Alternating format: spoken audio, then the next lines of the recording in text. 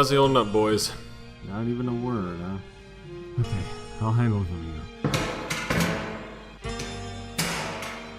Get you a drink. No?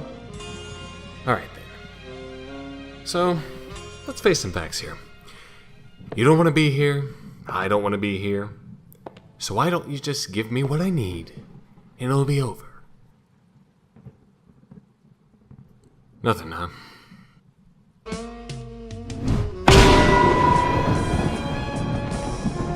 Think you can handle this shit for another week? Fine.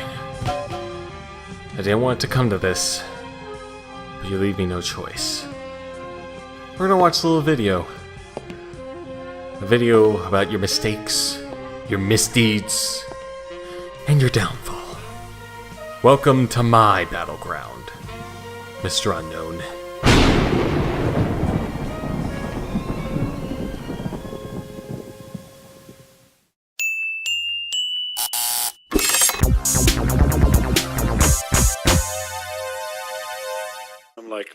I want to kill you. Back in 2017, I was sitting at a computer during my fitness trading job, wasting hours upon hours reading hardcore gaming articles and the like, when my buddy messaged me about this new game that they recently got into. They described it as a shooter where you and up to 99 other players have to outlast one another, because if you die, you're dead for good. At least for that round. Immediately after he told me this, I promptly forgot about the game because I was too absorbed with Breath of the Wild at the time to care. Also, the game was still in early access and cost 30 smackaroos, so I wasn't too keen on spending that much for an essentially unfinished product. However, I kept hearing more and more things about it, and even my brother managed to get into the game in between his Rainbow Six Siege and Monster Hunter sessions, so I eventually bit the bullet, went to Steam, and bought the thing. Later that night, my buddy and I went into the battlefield, and I experienced my first match. No lie, it was one of the most tense experiences I've ever had with video games. We dropped onto the battlegrounds, we got our weapons, we trudged through cities and fields, fearing for our lives every waking second, barricaded ourselves in a house for a solid 15 minutes, got a kill or two on some poor suckers waltzing into our abode, and eventually we died after the blue circle got to us, but it was pretty fun. For the rest of that month, I was playing the game daily, either with my bud or by myself, and I could not get enough of it. Since then, I've sunk in over 250 hours into the game, and while I don't play it as much as I used to, I'm always up for a round or two of good old-fashioned Playerunknown's Battlegrounds. If you've somehow missed this beast of a game in the past 2 years, it's one of the progenitors of the Battle Royale genre, developed by South Korean company Bluehole and led by Mr. Playerunknown himself, aka Brandon Green, based off his experiences developing Battle Royale mods for DayZ and H1Z1, with the concept itself inspired by the 2000 Japanese film Battle Royale. The game runs on Unreal Engine 4, was released in early access in March of 2017 with a full release in December later that year, and has since become one of the best-selling games of all time. Yep, not even 2 years old, and it's just under the top 5. Go figure. Now, if you couldn't tell from that long intro, I like the game quite a lot. It's not the most well-optimized, the most intuitive, the most complex, or the most good multiplayer shooter out there.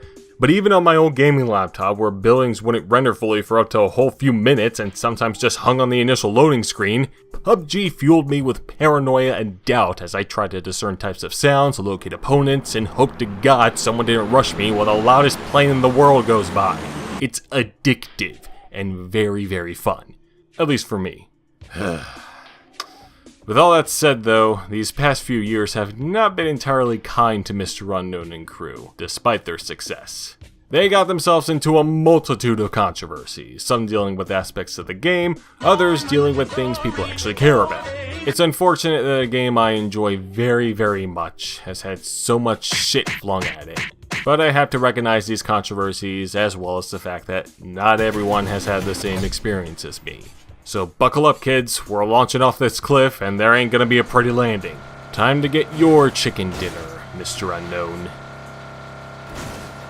First we'll deal with controversies about the game itself, which are mostly revolving around the PUBG community and occasionally get covered by the big boys. The labia removal thing is not one of the items on our discussion list today, so sorry if you were expecting that one, but if you're like me, you probably didn't even know about that until just now. To kick things off, let's discuss the game's aesthetics. while it has improved considerably over time, and there are some nice vistas here and there, I can't really describe PUBG's look as anything but generic. The reason for this is simple. As I said, the game runs on the Unreal Engine and was born out of mods for previous games, so it shouldn't be a surprise that a lot of the game's assets were bought from Epic's Unreal Marketplace. This drew the ire of quite a few people on Steam forums, user reviews, and especially Reddit, denouncing the game as an asset flip, which are games that use assets bought from a store or otherwise, but are just kind of plopped in there with little to no care for structure or consistency. Now, PUBG could certainly be classified as that, at first glance, but despite how generic it is, the environments for each map are pretty cohesive and sensible, which isn't a common trope of an asset flip. Like, yeah, there are a lot of repeating building types and environments, but nothing really stood out as not belonging there. You also have to consider how long making unique assets from the ground up takes. If they did that, the game would probably still be in early access. So while it's not quite ideal for the player, especially if the assets of varying sizes can result in poor optimization, which it does, I see why they went this route. And it's done rather well for a so-called asset flip. Here's something that's actually a bit more worthwhile. As with every online multiplayer game ever, there's a subsection of folks that play PUBG using disingenuous means.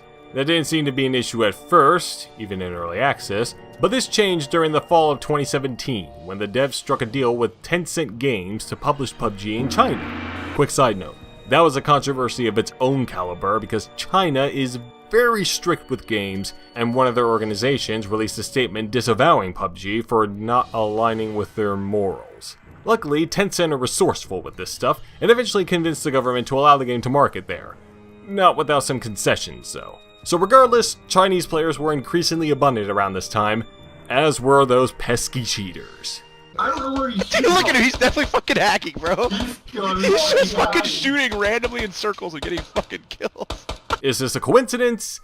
Not quite. PUBG is region lock free, so you can encounter players from pretty much anywhere, especially those from China.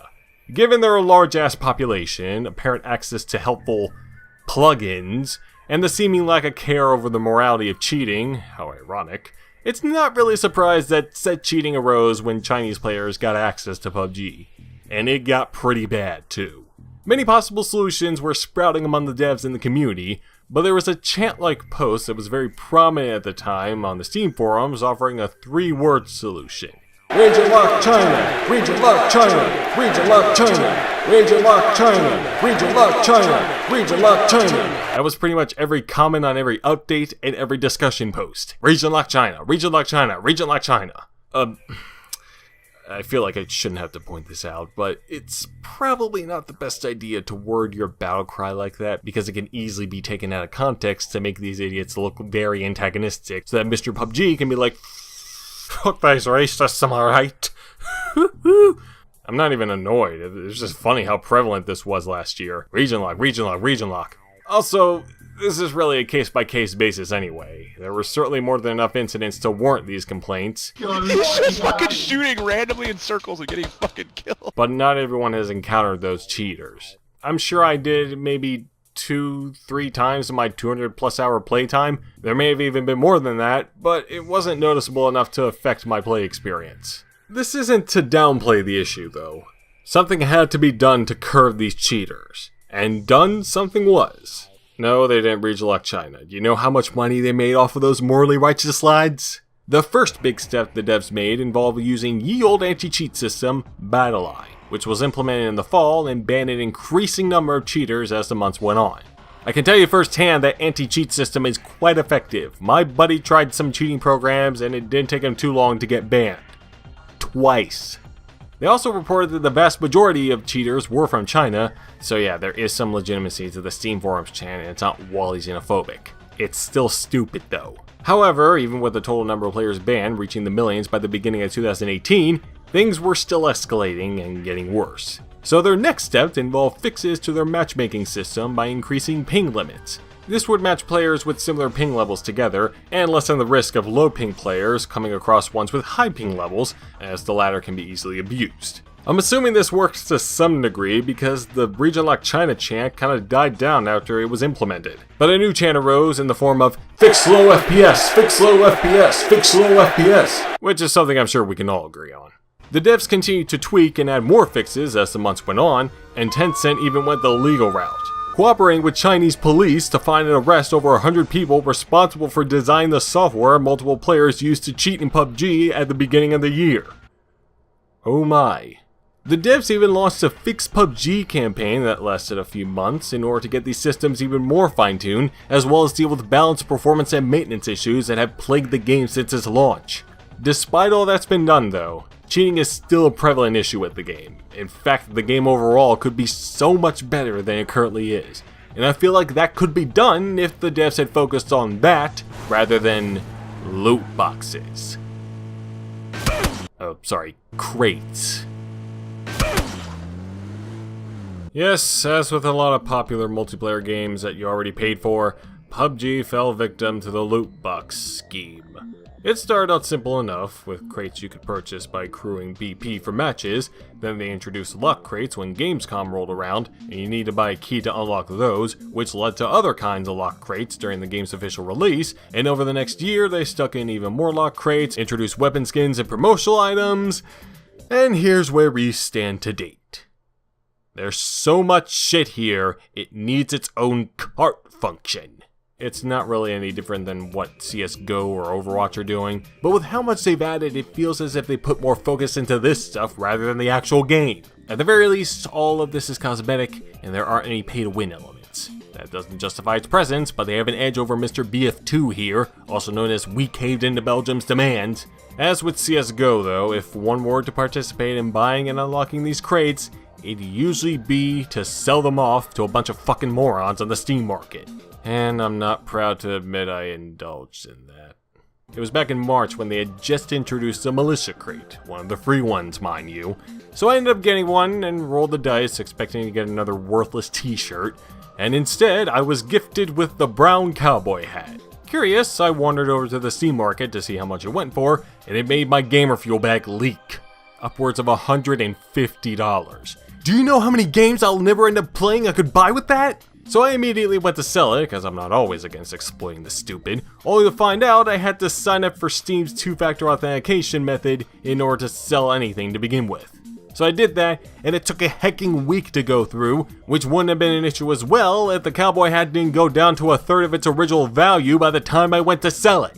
Did I get anything out of this whole fiasco by the end? No. I opened up some Desperado crates which contained jack and shit, and then bought Resi 7 for Mr. Klemps. So yeah, bottom line, the crates are crappy, and it really is just glorified gambling. If I want to do that, I'd go to an actual casino. Maybe all the secondhand smoke isn't very good for me, sure, but who cares when I can see a band past their prime perform at the venue, or see my mentally ill homies get one step closer to torching the place. Moving on from that little spiel, the numerous issues with PUBG may be more complicated than your average online shooter, but if you're not as invested into the game as I am, you're probably not invested in those controversies either. However, there are controversies surrounding PUBG that even the most casual gamer could look at and go W to the T to the F. So you know the game Fortnite, right? Yes, of course you do. It's pretty much the new Minecraft, and that is a global gaming phenomenon. PUBG may be one of the best-selling games of all time, somehow, but it's nowhere near impacted mainstream culture like Fortnite has in its short existence. While we can floss and shoot in celebration all we want though, the PUBG devs weren't exactly happy with this new development, as Bluehole filed a lawsuit against Epic Games over perceived similarities between PUBG and Fortnite. Sounds eerily familiar, doesn't it? This lawsuit was foreshadowed well before Fortnite's massive explosion in popularity as well. My dick, let's get it. Cash. When that originally came out, Bluehole VP Chang Han Kim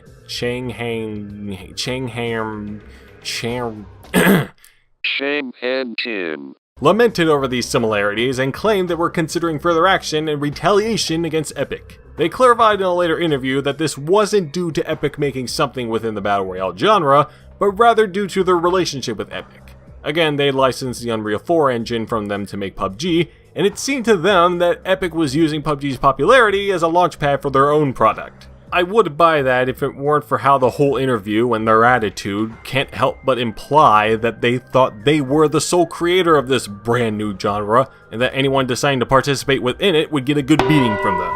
Yeah, they stated the exact opposite within the interview, but it's pretty clear that played a part in this line of thinking, because why else would they make these kinds of statements? Now, to be fair, it's not totally inaccurate to claim Epic saw PUBG's popularity and mechanics and took a shot at it themselves with a game they were already working on anyway, but they clearly refined those mechanics and added far more unique elements to the game, as well as have a completely different and frankly more appealing art style, to the point where the games are barely comparable. Also, while PUBG may have popularized the Battle Royale genre, it didn't start it, and the genre itself is nothing more than a variation of the shooter one. In fact, it's actually quite limiting as its own genre. Why else do so many Battle Royale games play the same way?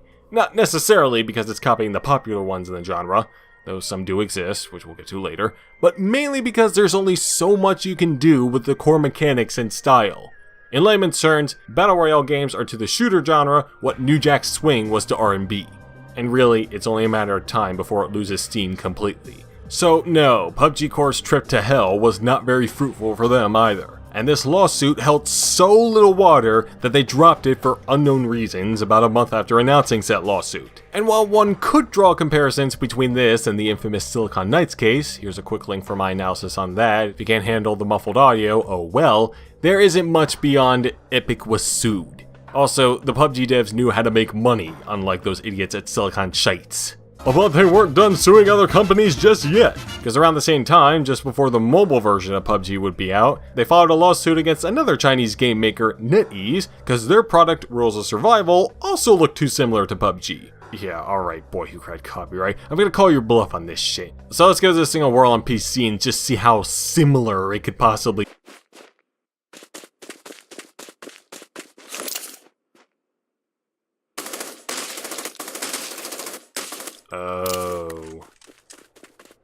Yeah, okay, there might actually be some credibility here. Now, this isn't to say Rules of Survival is a complete copy of PUBG. It has some different options and modes, but, like, look at it. I played 2 matches of the thing, and it really is just a poor man's PUBG, and that's saying something. I'm pretty sure they copied some of the sound effects, too.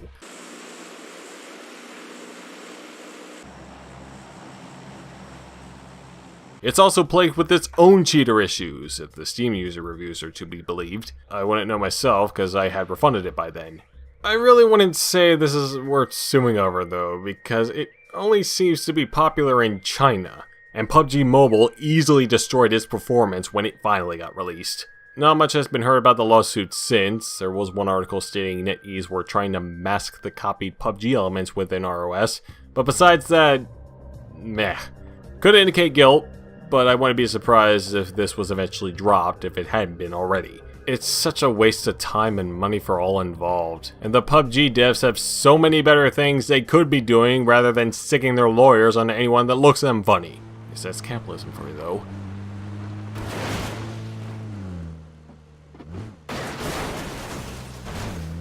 Looking back at all these transgressions, should I really be surprised that they happened to begin with? Not even covering the entire spectrum of fuck-ups Unknown and crew have pulled, such as releasing the PS4 version of the game on the same day as Super Smash Bros. Ultimate. Were they smashed themselves when they came up with that great idea? All of this reeks of a case of something that became far more popular and bankable than the devs were expecting, and now they're trying to get as much money as possible out of it before its player base bleeds out faster than the chicken that was slaughtered for the dinner you got for winning a match.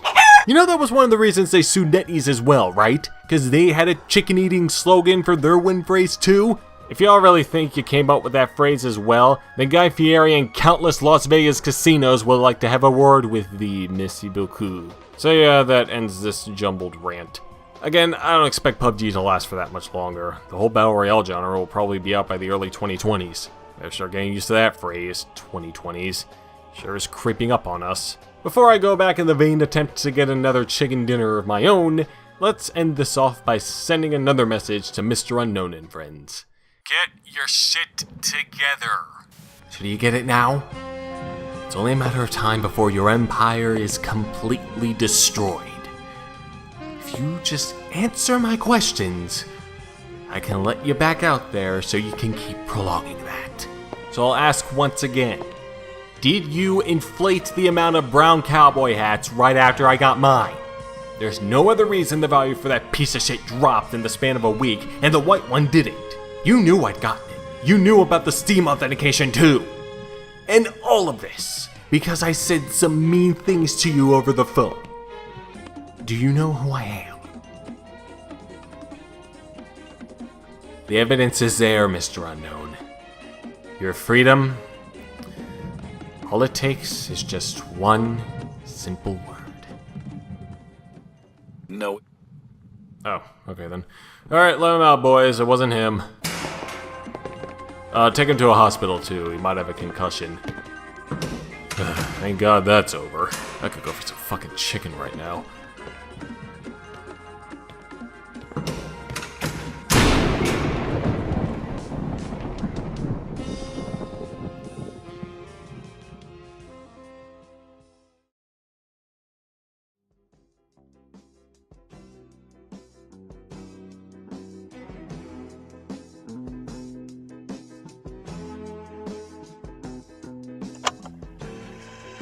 February 8th, Log 2.